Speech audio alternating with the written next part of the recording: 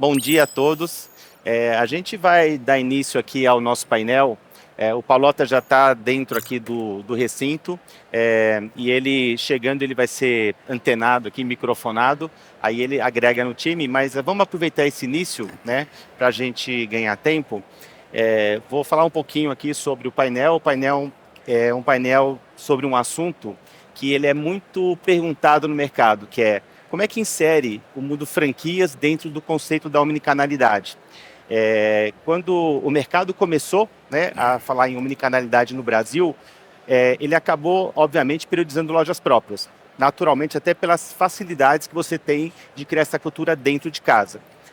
No segundo momento, é natural que as marcas queiram estender esse assunto para o mundo de franquias. Então, é muito comum no mercado encontrar empresas me perguntando quais são os desafios desse cenário de colocar franquias na omnicanalidade. Então, para a gente fazer esse debate, a gente convidou, né, expoentes do mercado, marcas que são muito representativas no mundo da omnicanalidade, marcas que têm muito sucesso nesse conceito, e que já tem esse mundo franquias resolvido, né, parcialmente resolvido, porque falar no Brasil e resolver esse assunto é muito difícil, né? Vocês vão entender aqui pelo debate que nós vamos fazer. Então, eu vou aproveitar esse momento inicial, que a gente está aguardando o Paulota, para apresentar, então, aqui do meu lado esquerdo, o Ricardo Chican. Ele é o gerente de canais digitais da Calzedonia, Grupo Calzedonia, que tem as marcas Calzedonia e Intimissimi, tá? Ele é uma pessoa com formação na área de logística, marketing digital, que tem mais de 10 anos de experiência no mercado de e-commerce. E do lado do Ricardo, a gente tem o Cláudio Voivodic. Ele é diretor de tecnologia do grupo Asas, né? Que é o resultado da fusão de Soma e Arezzo, né? Especificamente, ele é responsável pela área de tecnologia da Reserva, e ele está já no mercado há mais de 20 anos, no setor de tecnologia da moda, e ele tem só de time reserva por volta de 13 anos. Tá? E chegando agora, sendo devidamente microfonado, temos o Alexandre Paulota, né? Ele é um profissional que já tem mais de 30 anos de experiência na tecnologia da moda, do segmento da moda. Hoje ele é CIO da Shoulder, já está lá há mais de 16 anos, e a Shoulder hoje congrega duas marcas, Shoulder e Oriba. Tá? O que tem em comum entre eles é que essas três marcas já estão bem evoluídas no mundo da omnicanalidade. Tá? E aí, quando a gente debateu esse assunto ontem, até surgiu uma questão. Chamar de omnicanalidade, de omnichannel, já é algo defasado, atrasado? Tanto é que no painel ali a gente tem a palavra Unified Commerce, né? E vai ser um dos temas, vai ser esse, né? Por que a gente chama de omnicanalidade ainda, ou se já merece ser chamado de Unified Commerce, tá? Então, já apresentei os três, enquanto você estava sendo microfonado, te apresentei, tá? E para a gente não ter mais delongas, vamos iniciar aqui o nosso painel, tá? Eu vou iniciar com uma pergunta que ela é bastante ampla, né? E vou querer que eles falem um pouquinho, primeiro, das suas empresas, né? O seu estágio atual no mundo da omnicanalidade e como é que foi esse processo na linha do tempo, tá? Então, essa pergunta inicial eu faço para os três responderem de forma livre, e a partir da segunda pergunta eu escolho uma pessoa para responder, e depois as duas pessoas adicionais complementam a resposta do primeiro, perfeito? Então, começando aqui pelo Paulota, né? Eu queria que você falasse então um pouco sobre a Shoulder e um pouquinho sobre como é que foi o Omnichannel na linha do tempo. Bom dia, espero que todos estejam me ouvindo, acabei de colocar o equipamento. A Shoulder é uma empresa com mais de 45 anos de história, né? Nós temos hoje duas marcas, são 85 lojas, em torno de 1.000 lojas multimarcas que são parceiras nossas. Nossa história com a questão do e-commerce, ela começa ali desde 2016, né, quando a gente começou a desbravar um pouco essa questão com prateleira infinita, né? Era algo totalmente novo, o pessoal não sabe nem como é que dava o nome muito nesse processo, mas para a gente foi algo realmente muito impactante. né? Eu lembro que quando a gente fez uma implementação, foi em novembro mais ou menos, e a primeira compra que quem fez foi o nosso CEO, que a gente levou ele para a loja. Foi uma compra induzida, ele é judeu, então é difícil tirar dinheiro dele. Né? Mas eu falei, olha, compra esse produto. Ele, não, não é esse que eu quero. Eu falei, não, compra esse produto porque eu preciso que você percorra uma rota, né? Aí a menina da loja já tava treinada ali, ela falou, poxa, não tem. Eu falei, maravilha. Ainda eu olhei para mim e falei, mas continua. Eu falei, mas você vai receber em casa. Ele olhou e falou, pô, tá funcionando? Eu falei, você vai receber em casa. Se não funcionar, você vai ser o primeiro a falar que não está funcionando. Enfim, em dezembro a gente rolou para todas as lojas. E foi muito legal, assim, foi um incremento de venda na casa dos 20%. Né? Isso lá em 2016. Foi a primeira loja de moda feminina que fez isso. Né? Então, e dali para lá, a gente sempre começou a estudar cada vez mais novas possibilidades. Né? Então, em 2019 a gente já tinha a questão dos estoques esparramados por todas as lojas, tudo mais. Quando veio a pandemia, a gente estava muito mais preparado. Né? Tinha que se adaptar, tinha que evoluir uma série de temas, mas basicamente é essa um pouco da nossa história, de forma resumida. Legal. Então, Ricardo, você pode falar um pouquinho da Calzedonia? Todos, vocês estão me escutando bem? Grupo Calzedonia, que hoje chama Grupo Universe, é um grupo italiano, presente em mais de 52 países, detentor de mais de 15 marcas e departamentos diferentes, desde barco a vinícolas, lojas de roupa. E aqui no Brasil a gente possui 3 marcas do grupo, a Intimissimi, que é uma marca de lingerie, Calzedonia, que é uma marca de legwears e meia calça, e no verão a gente tem uma categoria de beachwear. E hoje a gente já trouxe também a Intimissimi Woman, que é a marca de lingerie, basicamente para o masculino, né? Quando a gente fala de timeline de omnicanalidade, a gente começou em 2019 com prateleira infinita. Em um ano a gente conseguiu implementar todas as lojas para vender o estoque do centro de distribuição, produtos que a loja não tinha mais disponibilidade.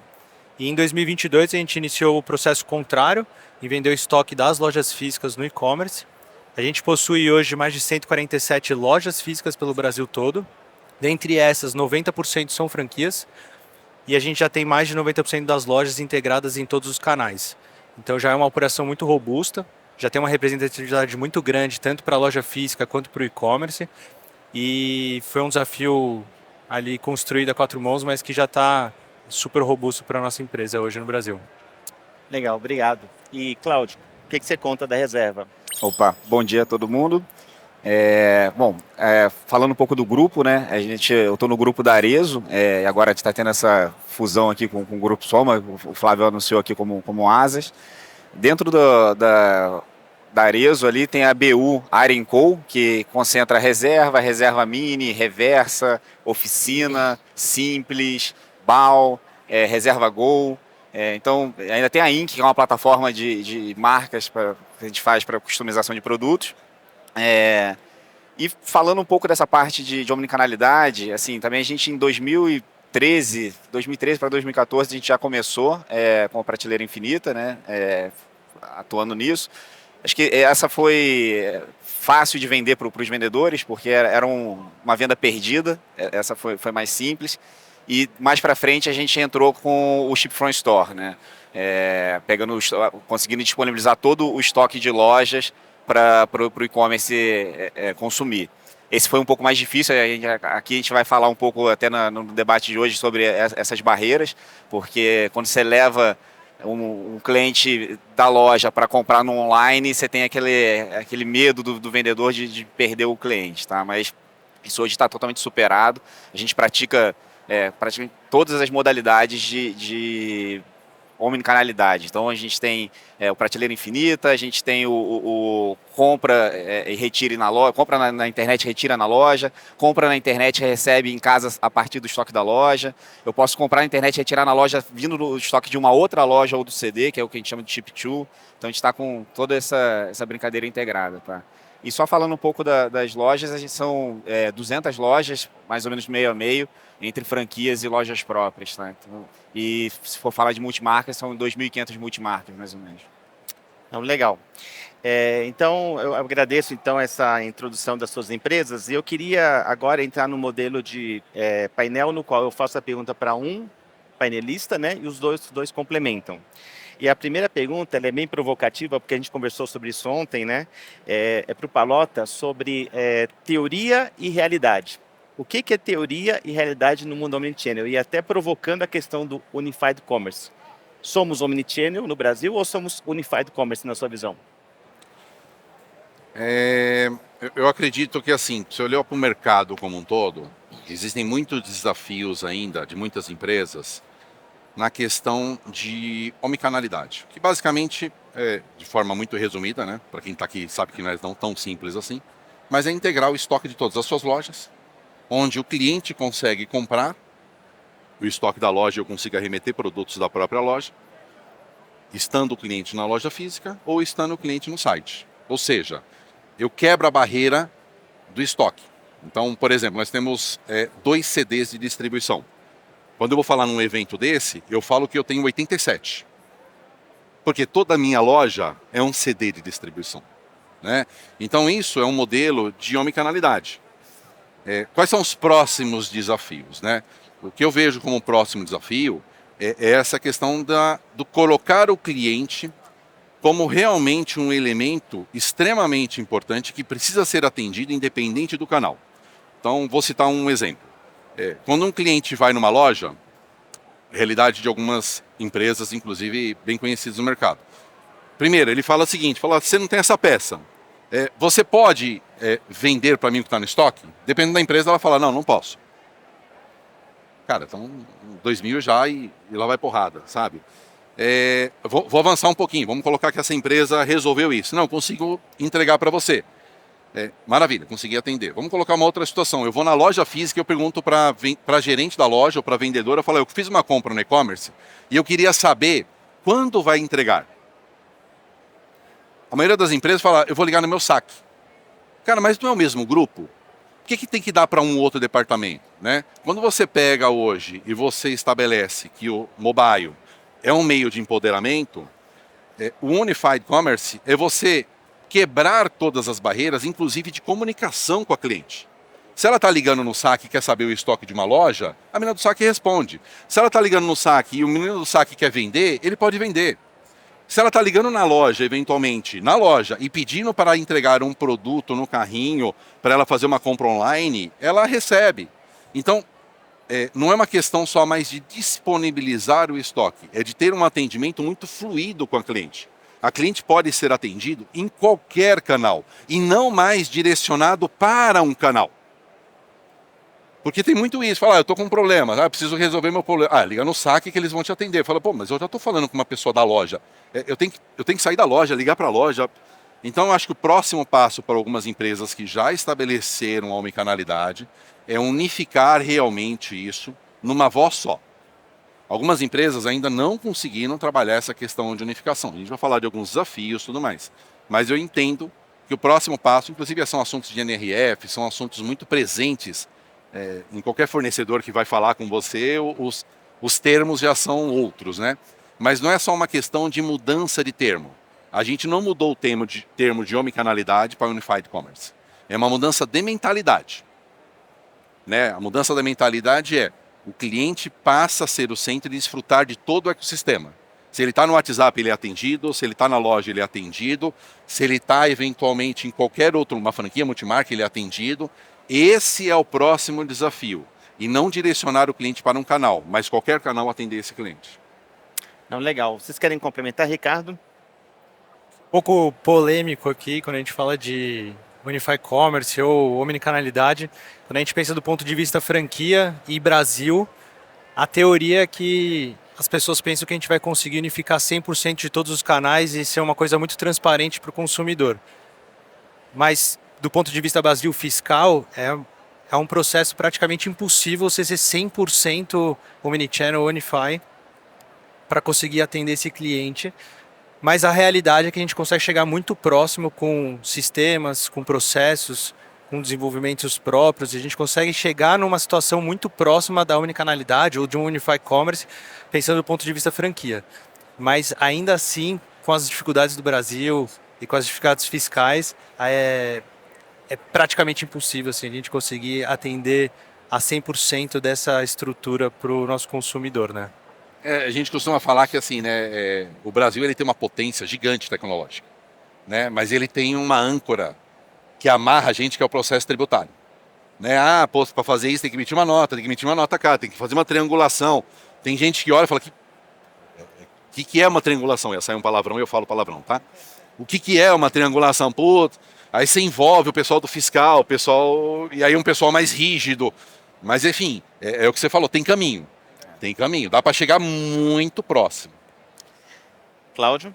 Sim, concordo com o que vocês falaram aqui. Eu acho que realmente, como o Palota trouxe, a visão de omnicanalidade era muito relacionado ao consumo de estoque e a entrega para o cliente, mas as empresas que se limitaram a isso, de fato, elas não são omnicanal, ela está vendo só um meio logístico ali omnicanal, tá? Mas quando você coloca o cliente no centro e você fala, eu vou tratar aquele cliente de uma forma única, seja em campanha, seja em atendimento, saque, para resolver problema, isso aí você começa a ser, de fato, um omnicanal.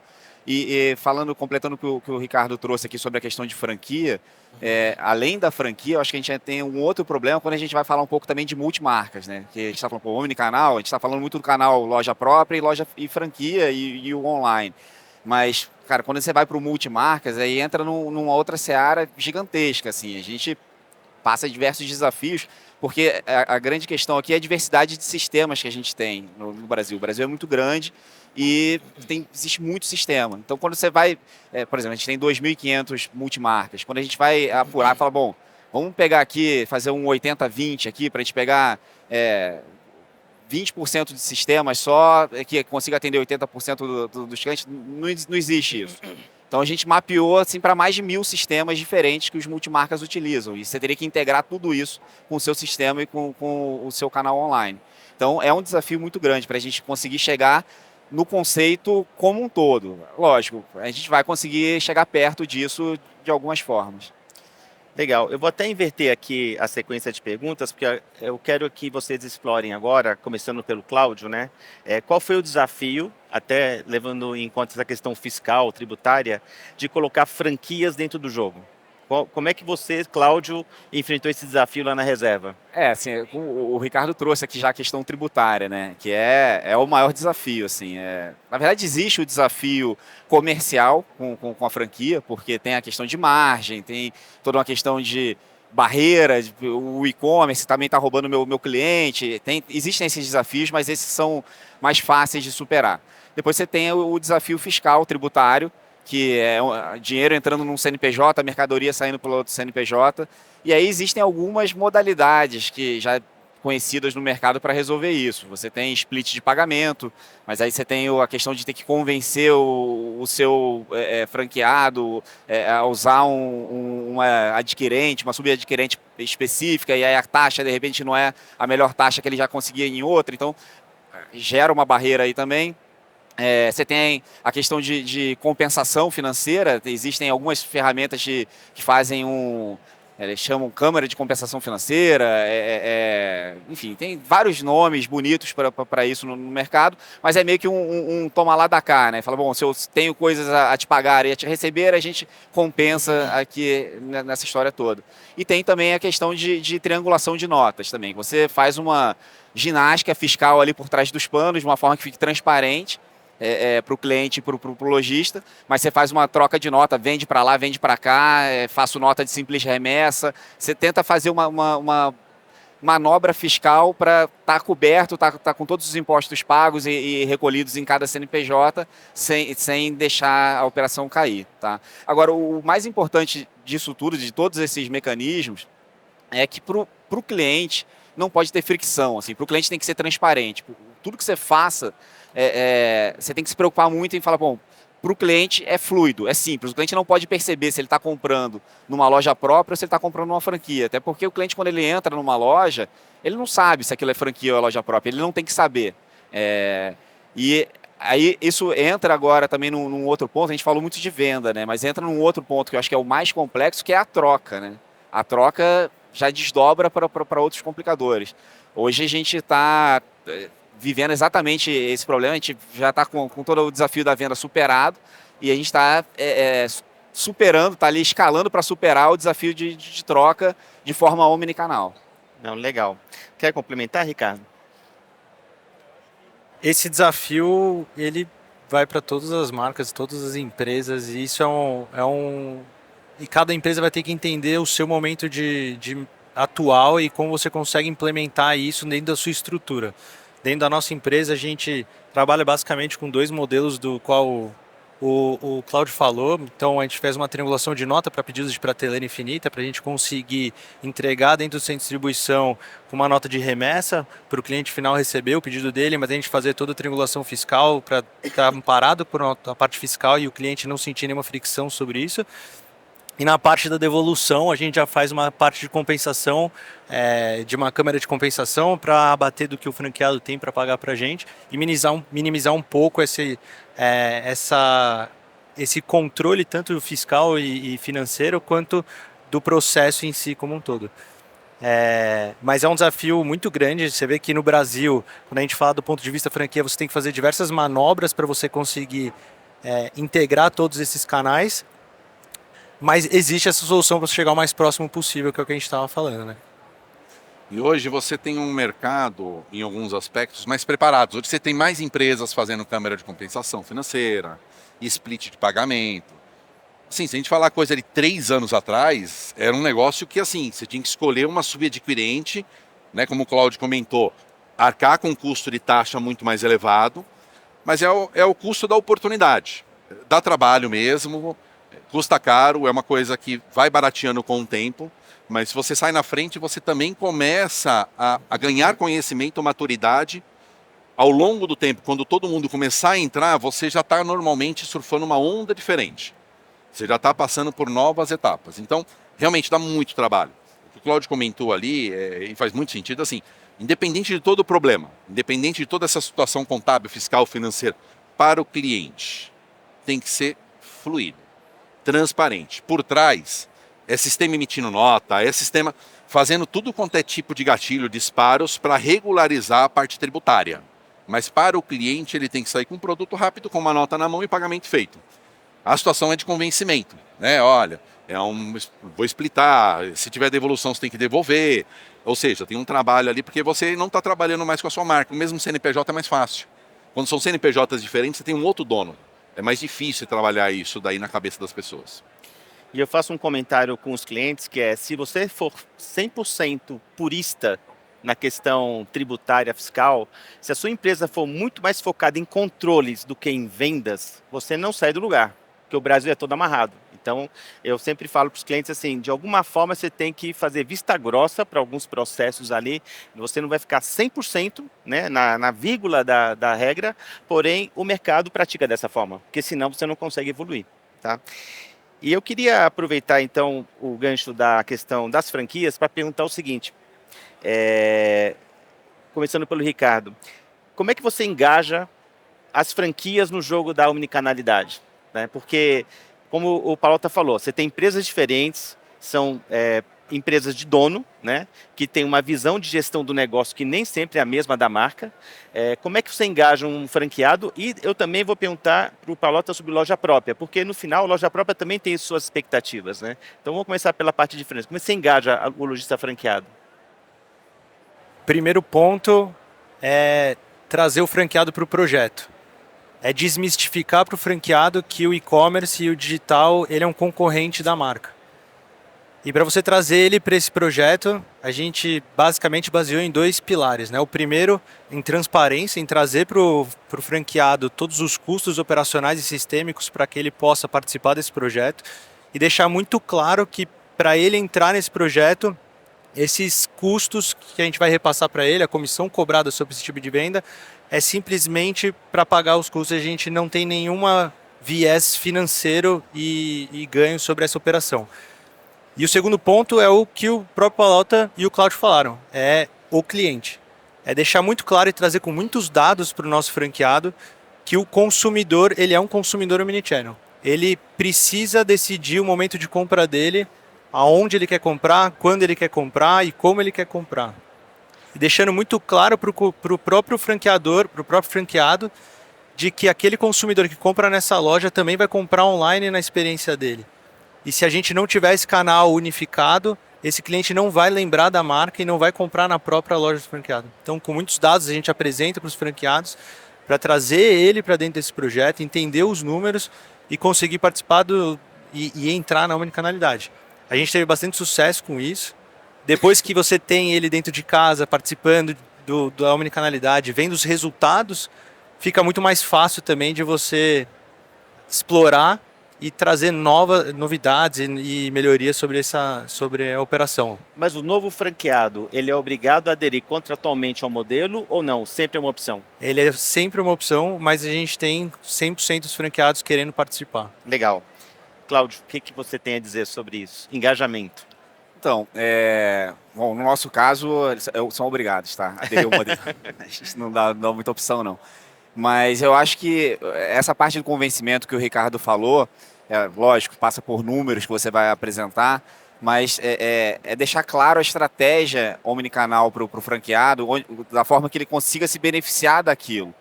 Por exemplo, a gente, muitas marcas não permitem devolução, por exemplo, de selim. A franquia ela tem que escoar o próprio estoque. Empacou, ela vai ter lá as lojas de off dela e ela escoa, ela não faz a devolução. Outras trabalham com algum limite de devolução, mas sempre a sobra de estoque para uma loja é um problema. Quando você fala que você vai consumir o estoque da loja no seu e-commerce, o produto dela de off, que está empacado lá, isso está vendendo no seu e-commerce. Então você virou mais um canal de escoamento desse produto para a loja. Então, para o franqueado acaba ficando bom também isso. No caso do Prateleira Infinita, o franqueado está vendendo um produto que ele não teve que se comprometer com o estoque. Ele vai receber ali a comissão ou um valor de selim em relação àquele produto, mas ele não teve que se comprometer antes com o estoque. É o melhor dos mundos, né? Você conseguir vender alguma coisa que você não se comprometeu com o estoque, está perfeito. Porque o grande problema do varejo é o estoque empacado. Então, eu acho que você tentar trazer para o franqueado, deixar muito claro esses benefícios também na utilização, na melhor utilização do estoque, isso ajuda bastante no convencimento. Obrigado. E lojas próprias? Como é que você engaja a loja própria? A loja própria, eu acho que é mais fácil, é top-down total, né? Mas quando a gente começou lá atrás, era muito discutível, assim, qual que é a mentalidade? A mentalidade que saía, quando a gente fala top-down, era todo mundo ganha. A comissão da vendedora era exatamente a mesma. Todos os benefícios que a gente dava para a loja, eu estendi o estoque, eu parava de falar não tenho para cliente, que é a coisa mais desagradável, independente do ramo de atividade de qualquer um aqui, é quando o cliente está lá na loja interessado, ou seja, o mais difícil aconteceu, e você fala que não tem. Né? É broxante isso. Então, assim, quando você começa a ampliar o volume de possibilidades do eu tenho sim, isso ajuda significativamente. Nas franquias e multimarcas é isso, você, no caso a gente franquias, a gente opta por não ter tantas franquias, multimarcas a gente sempre opta de tentar fazer um convencimento do ganho.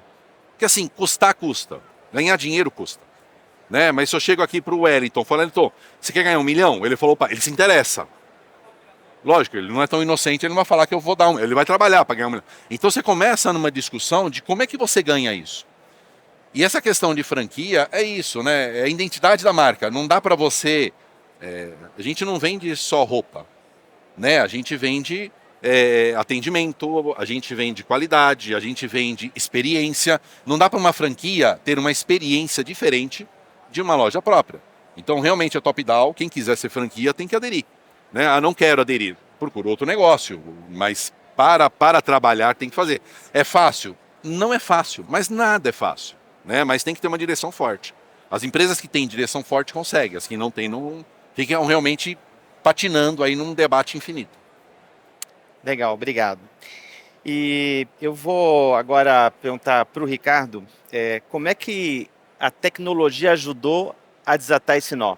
Porque no final da história, como o Pallotta falou, o Cláudio falou, tem muito processo a ser realizado atrás de uma única venda. Uma simples venda gera uma série de processos ali, gera uma necessidade fiscal e tributária que sem tecnologia você não consegue resolver, né? Como é que vocês conseguiram resolver essas questões em termos de tecnologia, pensando tanto nessa parte de processo, como na parte até de transformar a loja no centro de distribuição, que foi uma frase que o Palotto usou, né? Eu transformei 87 pontos de origem de estoque em centro de distribuição. Como é que a tecnologia te ajudou nisso?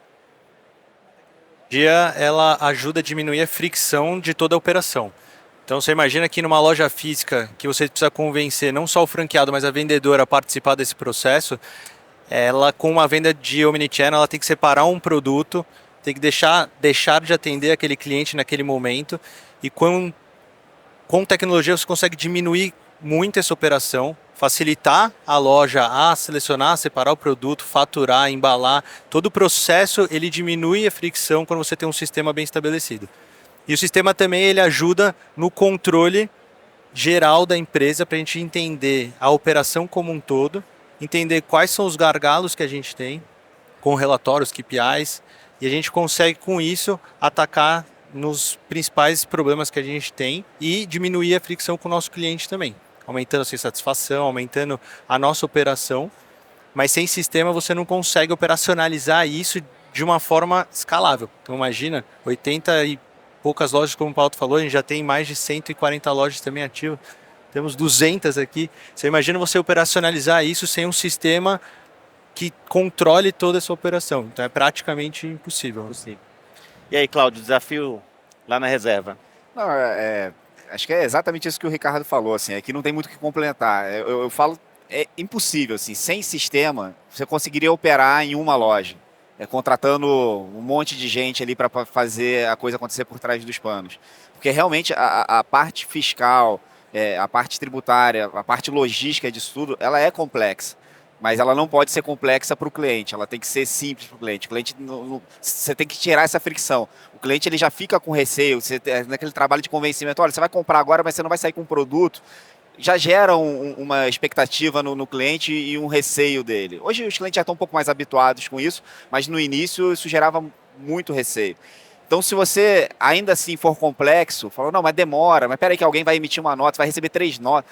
Aí ferrou, não aconteceria. Então, acho que a tecnologia ela vem como tudo, né? A tecnologia ela sempre é uma ferramenta, ela não pode ser nunca o fim, você usar a tecnologia pela tecnologia, ela tem que ser uma ferramenta para atingir um objetivo final. Então, eu acho que seria completamente impossível você não ter sistemas e tecnologia envolvidos nesse processo.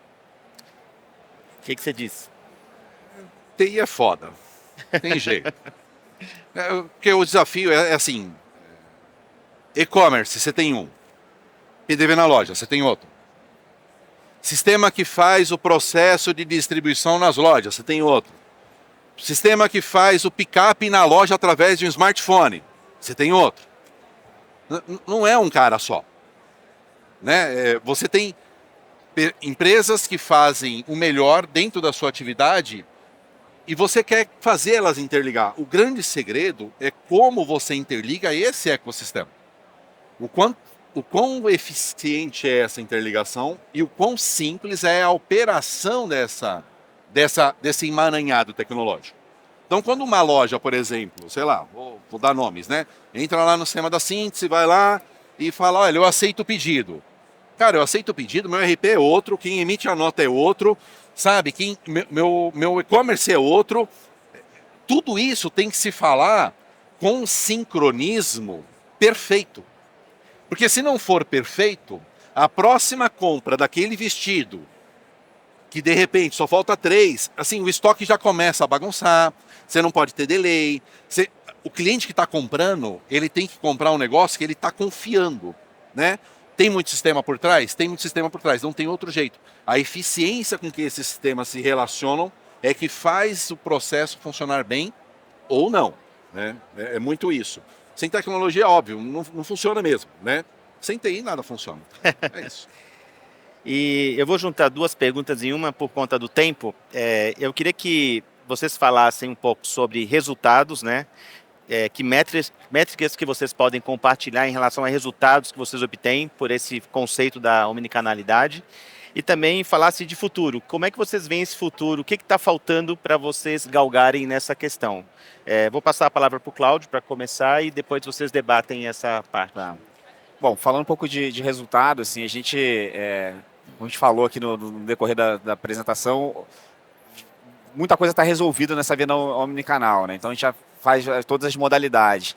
A nossa prateleira infinita, ela não tem um número tão significativo em relação à venda da loja, a gente está em torno de 10% ali da venda da loja, ela vem da prateleira infinita.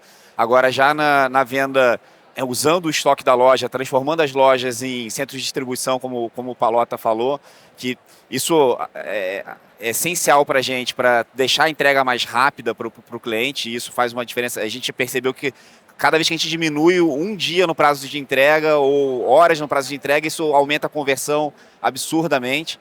Então, nessa modalidade de usar o estoque da loja, ou o cliente retirar na loja, isso já está bem forte, é 50% da nossa venda do online. Tá? Então, acho que nesse ponto a gente está bem resolvido. E falando um pouco sobre o desafio, o que a gente encara aqui para frente, eu acho que tem a questão dos multimarcas, né? O Palota aqui falou que eles já usam também os multimarcas, eu achei, no nosso papo que a gente teve off aqui, achei sensacional, a gente vai trocar muito sobre isso. É um desafio que a gente já, lá no grupo, a gente tenta resolver há bastante tempo, muito por conta daquilo que eu falei, da diversidade de sistemas que a gente tem. Então, porque para você fazer uma venda omnicanal, você tem que ter confiança no estoque, você tem que ter confiança que aquele pedido vai ser de fato atendido, ele não vai ter uma ruptura, ele não vai ser cancelado. E sem você ter essa integração de sistemas, sem você conseguir olhar isso de uma forma rápida e o consumo desse estoque rápido, você não tem essa confiança, você não consegue escalar.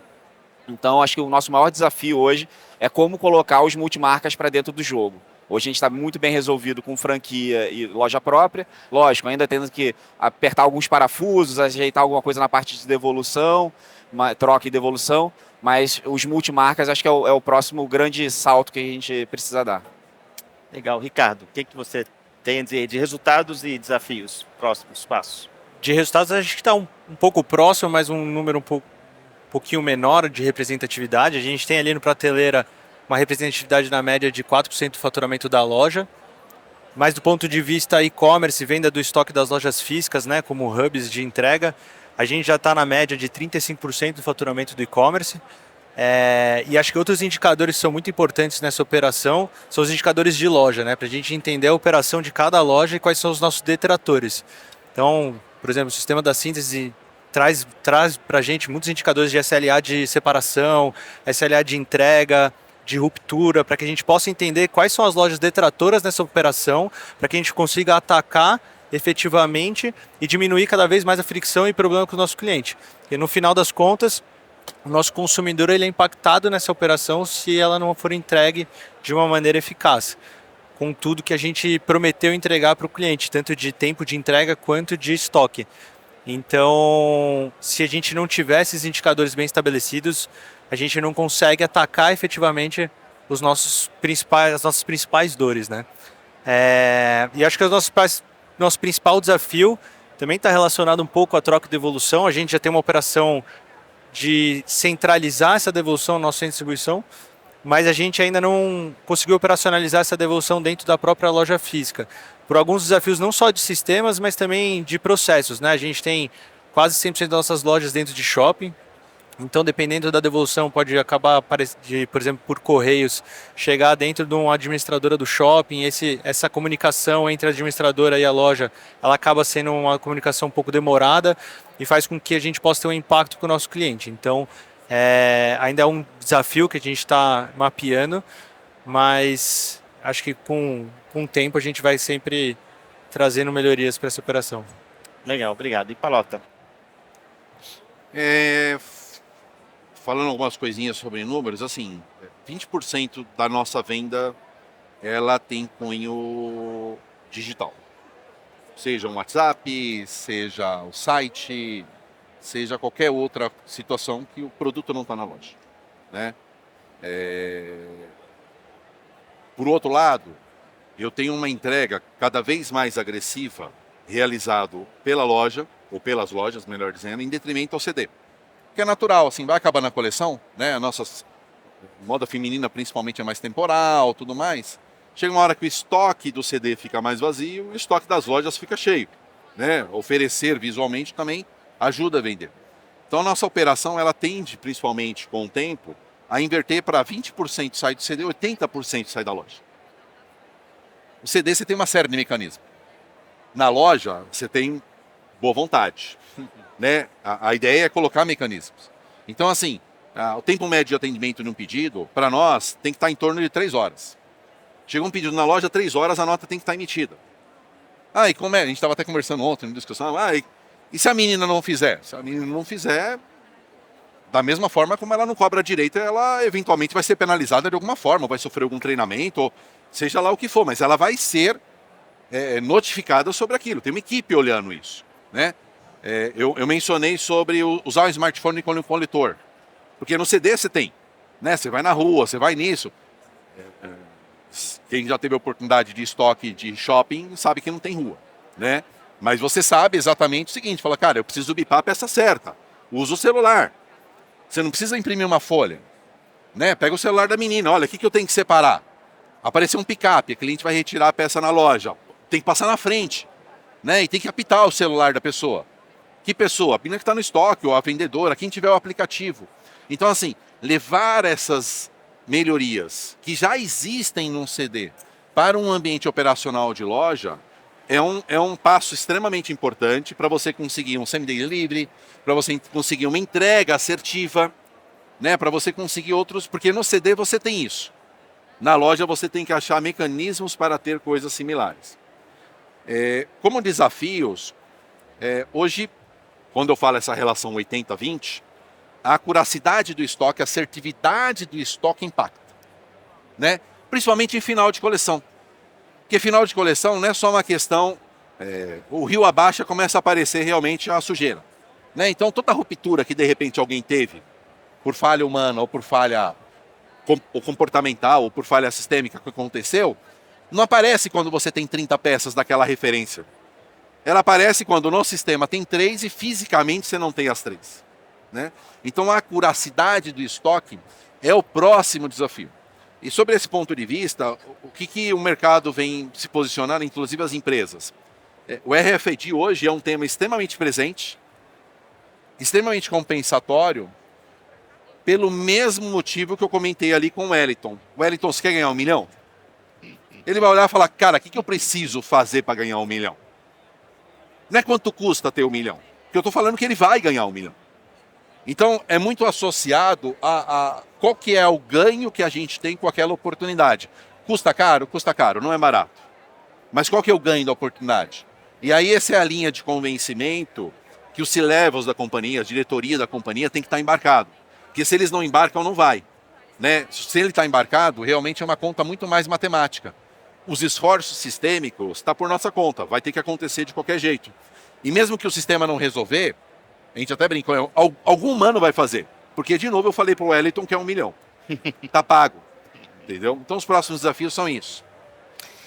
Bom, eu agradeço muito aí a participação de vocês. O papo é muito amplo, tem muita coisa para falar e o tempo é curto, né? Então, eu acho que legal agora é dar a chance do público fazer perguntas. Então, vou fechar aqui essa parte de perguntas para vocês e vou permitir que o público faça perguntas para que vocês enriqueçam com essa sabedoria toda, essa audiência tão seleta. Alguém quer fazer perguntas? O Wellington vai perguntar como é que ele ganha 1 milhão, cara. Eu usei ele 2 vezes. Vou perguntar antes do Wellington, gente. Bom dia, tudo bem? Bom dia. Rapidinho, pergunta tanto para o Ricardo quanto para o Pallotta. Como é que, acho que também o Cláudio pode ajudar um pouco nisso, mas como é que vocês lidam com essa questão da ruptura, né? A ruptura, ela precisa de acuracidade de estoque, né?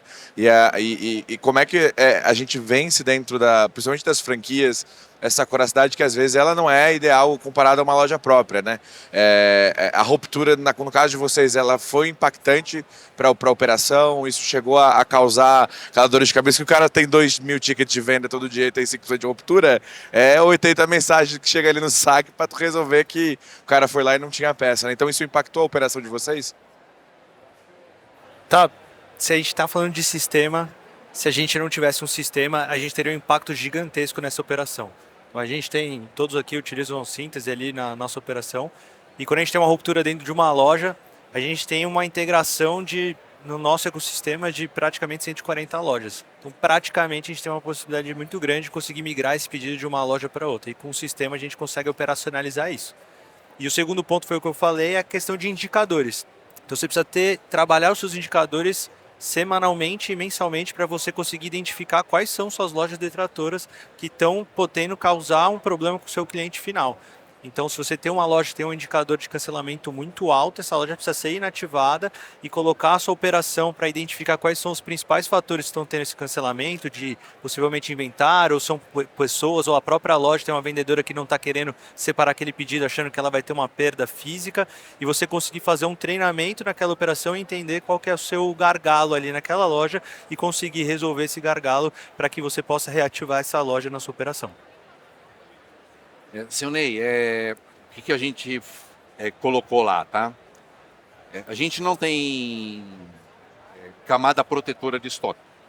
Algumas empresas adotam isso, tudo mais, como deflator 2.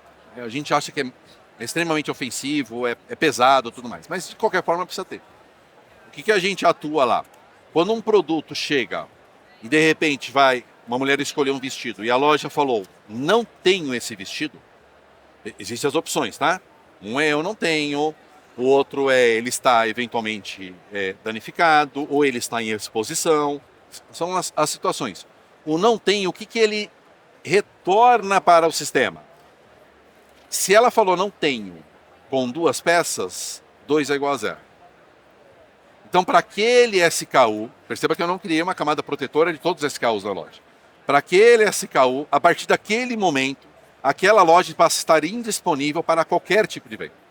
E aí acaba executando o trabalho que o Ricardo comentou.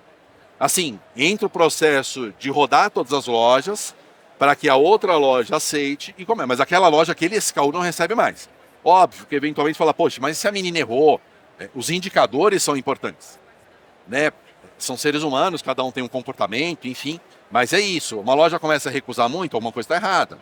Né, ou comportamentalmente ou realmente de estoque. Alguma ação tem que ser tomada. Ter um deflator automático, ele resolve um problema para o cliente. Não olhar o indicador disso pode causar um prejuízo para a sua empresa.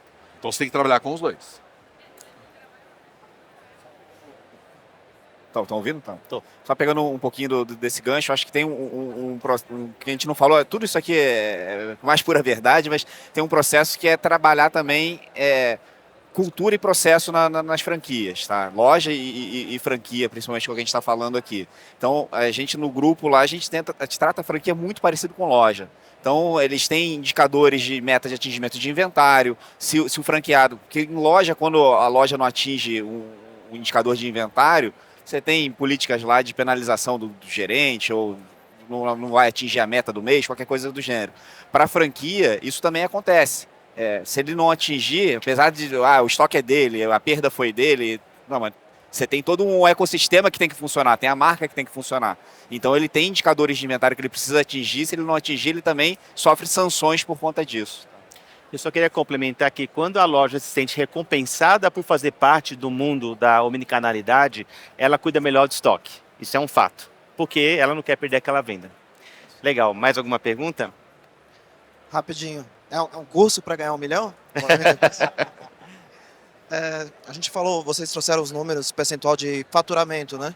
Mas na visão de cliente, trazendo para o cliente, vocês têm um dado de quantos clientes compram nos 2 canais, ou 3, nas modalidades que vocês têm, e se os indicadores dele, falando aqui de moda, PA, ticket médio, etc., quando compram nos canais Omni são maiores do que a loja física, por exemplo, ou e-commerce, ou tá igual? Cara, eu vou falar Qualitativamente, assim, sabe? o PA na loja física, ele é maior. Né? É bem... Enfim, a linha de convencimento ali na hora, no provador, a mágica acontece. Né? Principalmente com mulher, né? Então o homem é mais lógico, tudo mais, o homem está mudando bastante de comportamento, mas no provador as coisas acontecem. Esse vestido, mas esse vestido com essa blusinha, esse vestido com esse tênis, sabe, esse brinco, e ali provador é quase uma terapia. A verdade é essa, né? Então realmente a venda na loja, ela tem uma representatividade significativa. Mas ocorre que as lojas que trabalham melhor o digital dentro da loja são as lojas que mais vendem na rede. Porque assim, a vendedora, ela para de vender. Hoje você passa, alguns anos atrás, você passava em frente a uma loja, ou alguma loja, sei lá, tô falando de 2015, 16, 14. Você viu uma menina com celular? Segunda vez que eu vejo essa menina com celular. Não tá fazendo nada. Hoje você passa em um monte de uma loja e as meninas ou os meninos estão com o celular na mão. E você olha e fala assim, né, do ponto de vista de vocês não, que legal, eles estão acionando os clientes que não estão na loja. Então, a loja que espera o cliente chegar lá para fazer sua venda, ela é limitada. Mas a loja que alcança o seu cliente, independente de onde ela estiver, ela tem um poder muito maior, porque o cliente continua sendo da loja. Mas a pessoa está mais conectada, tem WhatsApp, tem Instagram, tem outros mecanismos para ser atingido, né? Então, realmente, as lojas que trabalham melhor essa questão de omnicanalidade, que trabalham essa venda digital, elas têm uma performance melhor. Esse é o nosso trabalho. Quando a gente identifica que uma loja, uma vendedora, ela não tem uma aderência tão boa, o trabalho é tentar transformar ela, através desses benefícios, mostrando para ela os números, o quão ela seria mais eficiente se ela trabalhasse com WhatsApp, se ela fizesse a ligação, se ela tivesse uma carteira digital. O clienteling é extremamente importante, sabe? Um cliente acessou um site, a gente estava falando ontem, né? O cliente acessou o site, ela se logou no site e clicou num produto, está na loja. A gente está falando que os canais têm que se falar todos, né? Eu vou lá, pergunto de repente para a Natália. Falou, Natália, tudo jóia? Tudo bem. Deixa eu dar uma olhada aqui se você tem um bônus, se você tem alguma campanha, tudo mais.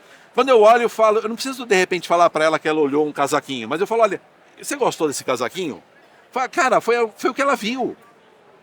Foi o que ela viu, sabe? Então você usar esse mecanismo todo, esse ecossistema todo, faz realmente a loja vender mais. Esse é um dos pulos do gato. Querem complementar ou...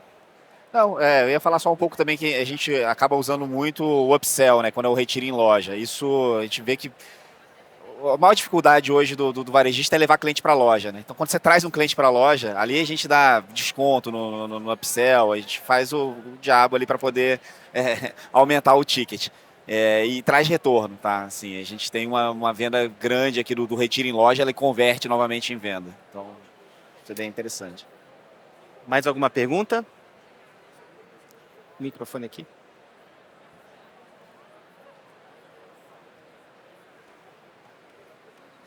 O que vocês consideram hoje como um nível aceitável de ruptura para uma loja? Boa pergunta. Eu falo hoje porque sou do Omni de Havaianas. A gente vem fazendo um trabalho já desde... Havaianas demorou um pouco para entrar no mundo Omni, mas foi muito acelerado pela questão da pandemia, né? E a gente aumentou consideravelmente o número de franquias e lojas próprias. Hoje a gente está em quase 600 no Omni, em pelo menos algum dos macroprocessos. E a gente mudou de um patamar de acima de 20% de ruptura, falando em franquias, e hoje a gente conseguiu diminuir para 5%. Então, hoje a gente considera um nível aceitável até 10% e a gente começa a acionar essas lojas, pedir para que façam inventário, treinamento, a gente desliga, enfim, e vem acompanhando. Então, o que hoje para vocês é um nível aceitável de ruptura para que vocês façam esses acionamentos? O nosso nível de ruptura hoje gira em torno de 3%. É inaceitável. Lojas próprias, né? É isso. Sua dor é um pouco maior. Mas é inaceitável. Lojas próprias hoje a gente gira em torno disso também. E assim, tanto é que a gente está começando a trabalhar com o conceito de RFID, porque a gente olha o quanto isso geraria de dinheiro. Não necessariamente, lógico que custa, mas quando você parte da ideia que é inaceitável, você tem esse incômodo, você pode até viver com aquilo. Mas em algum momento você vai falar assim, cara, você sempre está de ouvido ligado. Sabe? Alguém falou alguma coisa, falou, tem um jeito de acabar com a ruptura. É inaceitável, você vai querer ouvir. Fala, me fala. Eu não te conheço, prazer, palota.